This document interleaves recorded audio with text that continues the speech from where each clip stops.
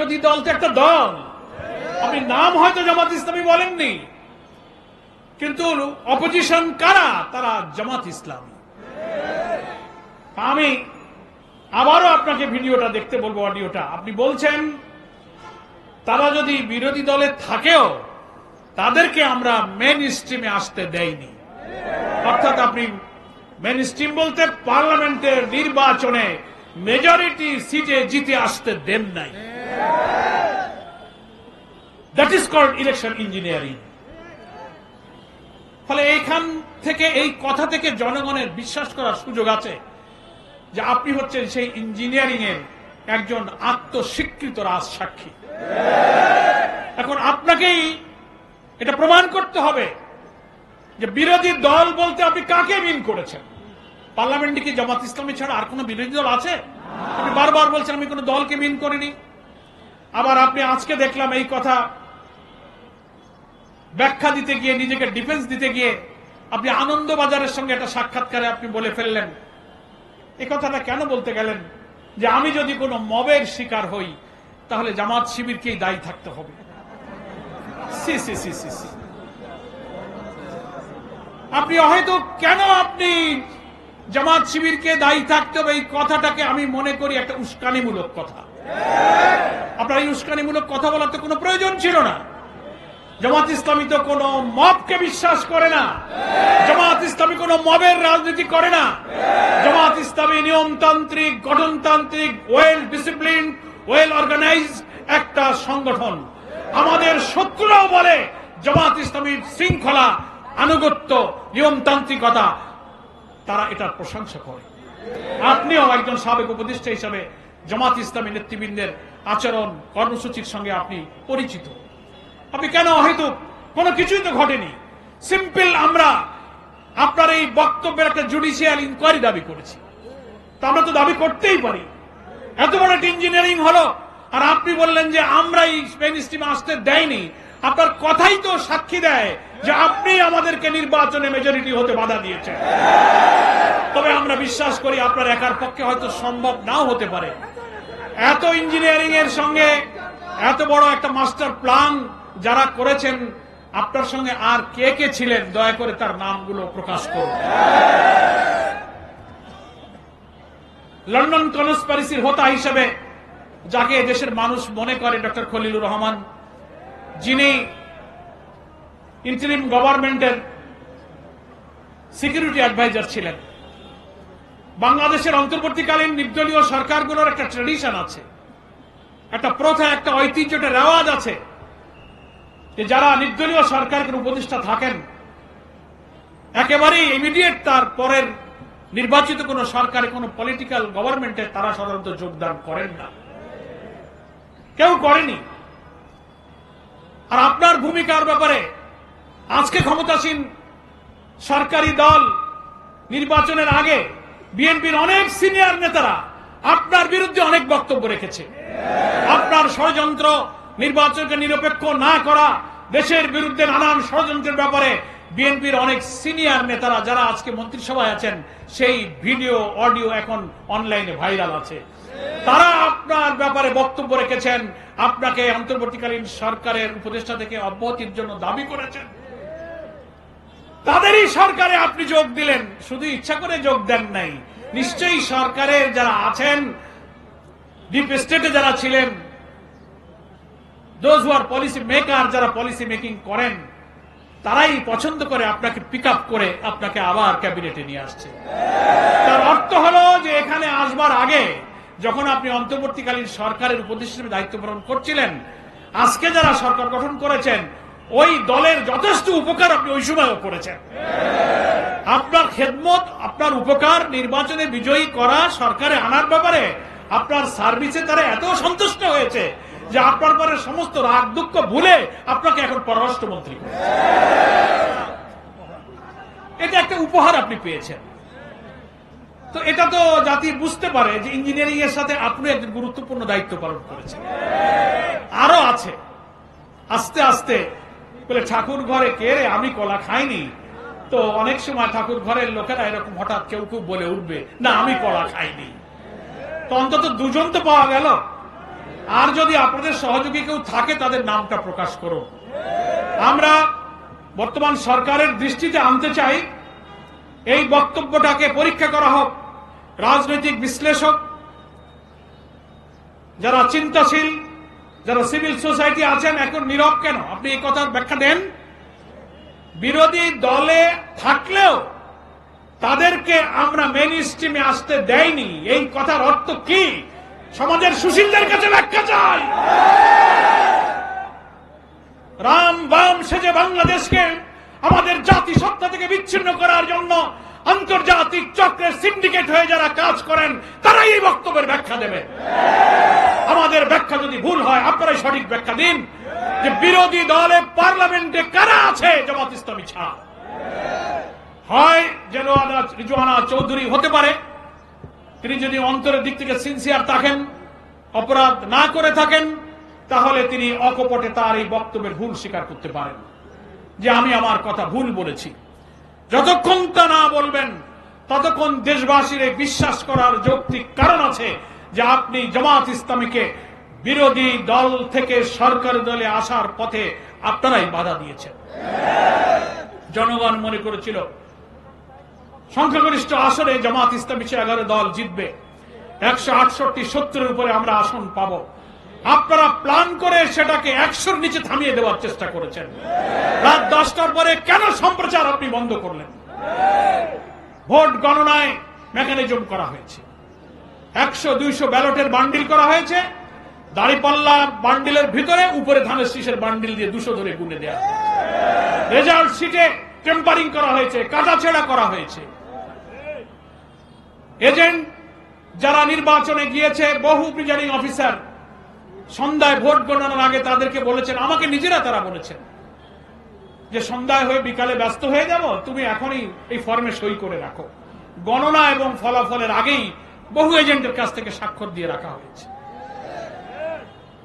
তারপরে ঘোষণা, মিডিয়া, গণনা, পদে পদে। আপনাদের মতো অত ইঞ্জিনিয়ারিং ব্রেন তো আল্লাহ আমাদের দেয় নাই। সমাজের এত কুকর্ম, এত ষড়যন্ত্র, জাতির আত্মঘাতী কাজ করার অভ্যাস আমাদের নেই। যাদের আছে তারা এই ইঞ্জিনিয়ারিং এর সাথে, আর কারা কারা এর সাথে যুক্ত, দয়া করে আপনারা তাদের নাম প্রকাশ করুন।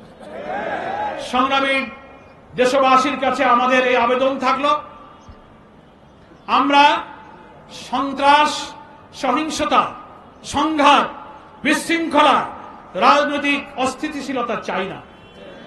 আমরা মাননীয় প্রধানমন্ত্রী আমাদেরকে বলেছেন, মন্ত্রী পরিষদের সদস্যরা আমাদেরকে বলেছেন যে আমরা অতীতের রাজনৈতিক ব্যাড প্র্যাকটিসগুলো ভুলে রাজনীতিতে পরমত সহিষ্ণুতা, নিয়মতান্ত্রিকতা, বিরোধী দল এবং সরকারি দল সহযোগিতা, সহমর্মিতার ভিত্তিতে এই দেশটা গড়তে জুলাইয়ের চেতনা, জুলাইয়ের আন্দোলন, জনগণের আকাঙ্ক্ষা, এক সাগর রক্তের মূল্য দিতে আমরা দেশপ্রেমিক হয়ে হাতে হাত ধরে দেশটাকে আমরা গড়তে চাই। তবে আমাদের আমিরে জামাত বলেছেন, আমরা দেশ পরিচালনায়, রাষ্ট্র পরিচালনায় সরকারকে সব ধরনের সহযোগিতা করব, প্রোভাইডেড আমরা সকল অন্যায়ের বিরুদ্ধে প্রতিবাদ করব, সকল অসত্য, ষড়যন্ত্র, রাষ্ট্র জাতিদ্রোহী ঘটনার প্রতিবাদ আমরা করব, ন্যায় কাজের সহযোগিতা করব, অন্যায়ের প্রতিবাদ করব। তাওয়ানু আলাল বিররি ওয়াত তাকওয়া ওয়ালা তাওয়ানু আলাল ইসমি ওয়াল উদওয়ান। আমরা ভালো কাজে সাহায্য করব, মন্দ কাজে আমরা বাধা দিব। সাবেক একজন উপদেষ্টা যে কাজটা করেছেন, যে কথা বলেছেন, এই কথা মিন করে যে আপনি একটা মন্দ কাজের সাথে যুক্ত ছিলেন, তাই আমরা তার প্রতিবাদ করছি। আপনি আমাদেরকে মবের শিকার হবেন এরকম আশঙ্কা কেন করেন? এটা তো এক ধরনের উস্কানি আপনি দিয়েছেন। আপনার ওয়ারিড হওয়ার কিছু নেই। নিয়মতান্ত্রিক ভাবে আমরা এটা জুডিশিয়াল বিচার বিভাগ, আমার অনুরোধ থাকবে জামাত ইসলামীর একটি সুশৃঙ্খল নিয়মতান্ত্রিক রাজনীতিতে বিশ্বাসী। কোন হটকারী, বিশৃঙ্খলা, অস্থিতিশীলতা আমরা কখনো পছন্দ করি না। আমাদের সব কর্মসূচি প্রকাশ্যে হয়। সমাজের যারা উগ্রবাদ, চরমপন্থা, হটকারিতা, অসৎ উদ্দেশ্যে স্বার্থান্বেষী কিছু মহল অনেক সময় অনেক ঘটনা ঘটিয়ে সব দোষ ইসলামপন্থীদের উপর চাপাবার চেষ্টা করে থাকে। সেজন্য আমি সকল গভর্নমেন্টের ইন্টেলিজেন্স এজেন্সিগুলোকে সজাগ থাকতে বলবো, জামাত ইসলামী নিয়মতান্ত্রিক বক্তব্য প্রতিবাদের বাইরে যাবে না। সরকার এবং ডক্টর রেজওয়ানা হাসান, যারা আপনারা এই ধরনের বাইরের কোন মিডিয়াতে বা আনন্দবাজারে সব সাক্ষাৎকার দিচ্ছেন, আমরা এই ধরনের বক্তব্যকে কিছুটা উস্কানিমূলক বক্তব্য মনে করি। এটা এখনই সমীচীন নয়। আমরা তো আপনার বক্তব্যের একটা জুডিশিয়াল ইনকোয়ারি দাবি করেছি মাত্র। আপনি চট করে মবের দিকে জামাত শিবিরকে দায়ী করা হবে এই সব দিকে এতদূর এগিয়ে গেলেন কেন? মাথাটা একটু ঠান্ডা রাখুন। আমাদের মাথা ঠান্ডা আছে, কিন্তু আমরা অন্যায় দেখলে প্রতিবাদ না করে পারি না। এই জন্য আমি জনতাকে বলবো, বাংলাদেশ অনেক রক্তের বিনিময়ে হত্যা, সন্ত্রাস, মবের রাজনীতি, চাঁদাবাজি, খুন, মস্তানি থেকে মুক্ত হয়ে একটি ইনসাফপূর্ণ বৈষম্যহীন মানবিক বাংলাদেশ গড়ার দিকে আমরা এগিয়ে যাচ্ছি। এত ইলেকশনে ইঞ্জিনিয়ারিং জোর করে হারিয়ে দেওয়ার অনেক কষ্ট বুকে নিয়ে আমরা নির্বাচনের ফলাফলকে মেনে নিয়েছি কেন? আমরা দেশ পরিচালনায় জনগণের আকাঙ্ক্ষাকে পূরণ করতে চাই। জনগণকে আমরা সাথে থাকতে বলবো। সরকারের অভ্যন্তরে হোক, সাবেক উপদেষ্টাদের মধ্যে হোক, যারা ইঞ্জিনিয়ারিং এর সাথে যুক্ত থেকেছেন, যারা বিশেষ কোন দলকে ক্ষমতায় আনবার জন্য অন্তর্বর্তীকালীন সরকারের ভেতরে থেকেও চেষ্টা করেছেন, বুকে হাত দিয়ে আল্লাহকে সাক্ষী রেখে আত্মবিচার করুন। আপনি বিবেকের দংশনে নিশ্চয়ই দংশিত হবেন। ওই সময় আপনি চেষ্টা করেছেন বলেই তার পুরস্কার হিসেবে আজকে আপনি পররাষ্ট্রমন্ত্রীর পদটা পেয়েছেন। বাংলাদেশের non political government, interim government যারা ইতিপূর্বে ছিলেন, এই ট্র্যাডিশন, এই প্রথা আমাদের কখনো ছিল না। আপনি চট করে মেয়াদ শেষের অব্যবহিত পরেই আপনি মন্ত্রিত্বের পুরস্কার গ্রহণ করলেন, আর সরকারের মধ্যে থাকা লোকেরা আপনাকে পুরস্কার প্রদানও করল। এই মহব্বত, এই ভালোবাসা, এই প্রেমের মধ্যে নিশ্চয়ই কোনো রহস্য আছে। এই যে উভয় পক্ষের প্রেম এমনি এমনি হয় নাই। ক্ষমতায় আনার জন্য আপনি যথেষ্ট সার্ভিস দিয়েছেন, তার একটা কৃতজ্ঞতা তো করতে হয়। নুন খাইলে তো গুণ গাইতে হয়। তাই আপনাকে এই পররাষ্ট্রমন্ত্রী পদটা উপহার দেওয়া হয়েছে। ফলে আপনারও বেজার হওয়ার কিছু নাই। আমরা সত্য কথাই বলছি। কেন আপনি বেজার হবেন? আপনাদের জন্য আমাদের মায়া লাগে, দয়া লাগে, দোয়াও করি যে আপনারা সুস্থ থাকেন, দেশ জাতির জন্য কল্যাণকর কিছু করেন। জামাত ইসলামের প্রতি কোনো অপবাদ দেবেন না, ভুল ধারণা করবেন না, অহেতুক আশঙ্কা করবেন না। প্রচলিত ধারণায় এক শ্রেণীর পশ্চিমা এবং পাশ্চাত্য মিডিয়ার এবং টকশোজীবীরা, পেইড জার্নালিস্ট যারা কিছু আছেন, অহেতুক জামাত শিবিরের বিরুদ্ধে যেসব বক্তব্য রাখেন, তারা গুপ্ত, তারা রক কাটা, তারা অমক তমক, এর কোন প্রমাণ বাংলাদেশে নাই। আমাদের মানবিক বাংলাদেশ গড়ার অভিযান ঠেকাতে না পারে আপনারা বহু চেষ্টা করেছেন, বহু অভিযোগ করেছেন। 5টি পাবলিক বিশ্ববিদ্যালয়ের ছাত্রদের নির্বাচনেও তাদেরকেও আপনারা গুপ্ত আর রক্ষাটা বলে ঠেকাবার চেষ্টা করেছেন। কোন অপপ্রচার ঠেকাতে পারে নাই, জাতীয় নির্বাচনও ঠেকাতে পারেন নাই। দেশবাসী কোটি কোটি ভোট দিয়ে প্রমাণ করেছে আপনাদের সব অপপ্রচার হচ্ছে মিথ্যা, গুজব, রাজনৈতিক উদ্দেশ্য প্রণোদিত। ফলে এই মিথ্যাচার অপপ্রচারের সর্বনাশা অপরিণামদর্শী পথ থেকে আপনি ফিরে আসুন। এসে নির্বাচনের এই ইঞ্জিনিয়ারিং এর সাথে আর কারা জড়িত ছিল, সাহস থাকলে নাম প্রকাশ করুন।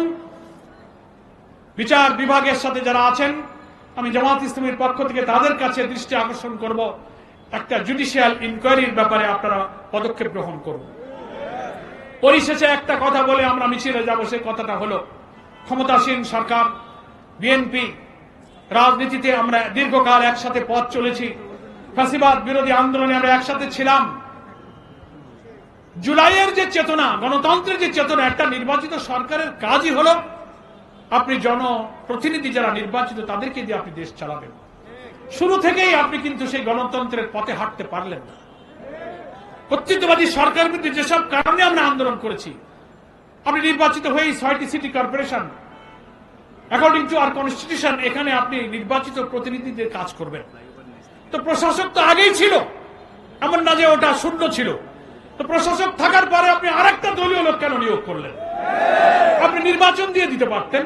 এটাই ডেমোক্রেসি ছিল, এটাই জুলাইয়ের চেতনা ছিল। এরপরে একের পর এক রদ বদল, এটা সেটা। 12 তারিখে পার্লামেন্টের সেশন শুরু হবে, এখন অধিবেশন হয়ে পারল না। ট্রেজারি বেঞ্চ এবং অপোজিশনের সাথে কোনো ইন্টারাকশন হলো না, কোনো বৈঠক হলো না। সংসদ অধিবেশন শুরুর আগে সব জায়গায় পরিবর্তন, রদ বদল, দলীয় লোক সেট করার এই প্রবণতা তো আমাদেরকে অতীতের কর্তৃত্ববাদী সরকারের কথাই মনে করিয়ে দিচ্ছে। একটু সংযত হন। 5ই আগস্ট কিন্তু আমাদের অনেক শিক্ষা দিয়ে গেছে। সংখ্যাগরিষ্ঠতা, ক্ষমতার দাম্ভিকতা, অহংকার, কর্তৃত্ববাদী মনোভাবের কি পরিণতি হয় 5ই আগস্ট সকলকে শিক্ষা দিয়ে গেছে।